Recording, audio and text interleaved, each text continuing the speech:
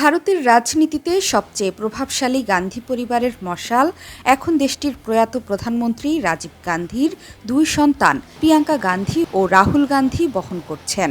এ কারণে গত 10 বছর ধরে বর্তমান ক্ষমতাসীন দল বিজেপির লাগাতার কটাক্ষ, অবহেলা আর যন্ত্রণার শিকার হয়ে আসছিলেন এই দুই ভাই বোন। ভারতীয় জাতীয়তাবাদের নামে দেশজুড়ে উগ্র হিন্দুত্ববাদ ছড়িয়ে দেয়া বিজেপি নেতারা রাহুলকে হেলা করে সম্বোধন করত পাপ্পু হিসেবে, আর প্রিয়াঙ্কাকে ডাকতেন শাহজাদি হিসেবে। এছাড়াও বছরের পর বছর ধরে বিজেপির উপহাসের শিকার হয়ে আসছিলেন কংগ্রেসের এই দুই তরুণ নেতা। গত এক দশক ধরে প্রতিটি নির্বাচনেই প্রধান বিরোধী দল কংগ্রেসের এই দুই গান্ধী পরিবারের সদস্য ছিলেন বিজেপির আক্রমণের কেন্দ্রবিন্দুতে। কিন্তু সময় হঠাৎ করেই পাল্টে গেল। দুদিন আগে বুথ ফেরত জরিপ সংস্থাগুলো বিজেপি ও এনডিএর জয় নিয়ে যে ভবিষ্যৎবাণী করেছিল তা সম্ভবত ফলছে না। বুথ ফেরত জরিপ সংস্থাগুলোর সমীক্ষকেরা জানিয়েছেন, বিজেপি ও এনডিএ গতবারের চেয়েও ভালো ফল করে 400 আসনের কাছাকাছি পৌঁছে যাবে। কিন্তু বেলা 11টার চিত্র দেখাচ্ছে শাসক দল তার খুব কাছাকাছিও পৌঁছাতে পারছে না, বরং বিরোধী জোট ইন্ডিয়া আশাতীত ভালো করছে। এবারের লোকসভা নির্বাচনে কংগ্রেস 100 আসনের মার্ক ছুঁতে যাচ্ছে বলে মনে করা হচ্ছে, যা গেল 10 বছরের মধ্যে কংগ্রেসের সেরা পারফরমেন্স। এমনকি এবারের বুথ ফেরত জরিপকে ভুলও প্রমাণ করেছে ভারতের সবচেয়ে প্রাচীন রাজনীতিক দলটি। আর এর পেছনে বড় ভূমিকা রাখছেন রাহুল, প্রিয়াঙ্কা।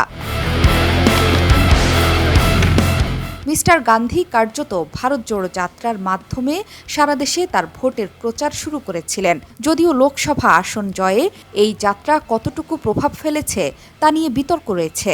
তবে এতে কোনো সন্দেহ নেই যে পথ চলায় জনগণের মন বুঝতে পেরেছিলেন রাহুল।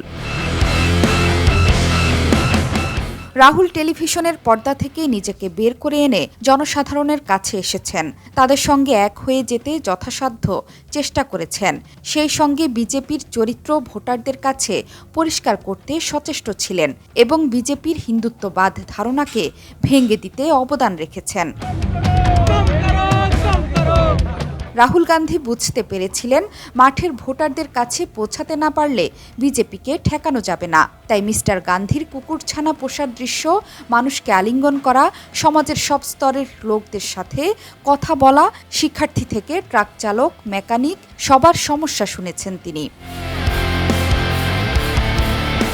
কংগ্রেসের পূর্বসূরি নেতার মধ্যে যে চরিত্রকে ভারতের তৃণমূল মানুষেরা কখনো দেখতে পাননি, ঠিক সেই চরিত্র রাহুলের মধ্যে দেখতে পেয়েছেন ভারতের ভোটাররা। জননেতা হয়ে ওঠার ক্ষেত্রে রাহুল সফলতা দেখিয়েছেন, যা লোকসভা নির্বাচনে কংগ্রেসকে অবিস্মরণীয় পুনরুত্থানকে নিশ্চিত করেছে।